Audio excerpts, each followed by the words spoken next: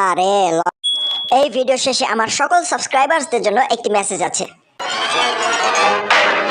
আরে লকডাউনে বাসার দা কিল্লে গেছে বাইরে এলাম, পুলিশে দিছে দৌড়ানি। আমার ভুয়া সার্টিফিকেট টাইমনে বেকার থুইছে কেডা?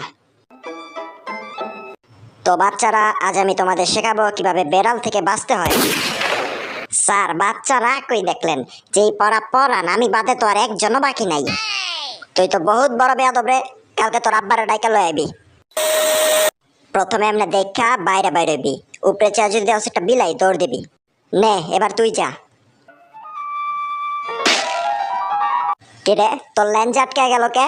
এতদিন বইরা তোরে আমি কি শিখাইলাম তাইলে? স্যার আপনি তাইলে আমার একটু কইরা দেখান। দেখ, প্রথমে আশেপাশে দেখবি, তারপর এমনি করে বাইরে হবি।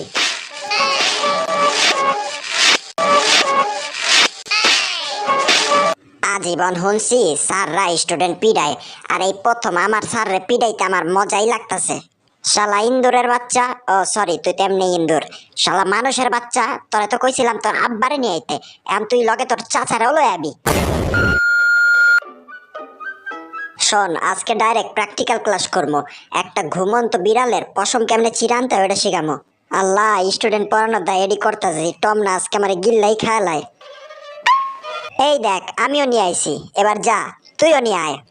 কি জানি বলো দে এবার করে নাকি। স্যার, ও স্যার, এই দেখেন একটা লোমকে পুরা বিলাইটাই আমি লয়ে আয় পড়ছি।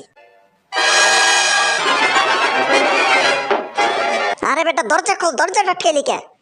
ও মারে, টম ভাই সেটা দাও, টম ভাই এইবারের মতন মাফ করে দাও টম ভাই। ও বাবা, তোর মতন স্টুডেন্ট থাকলে আমার মনে হয় না আমি বেশি দিন বাচ্চা থাকবো।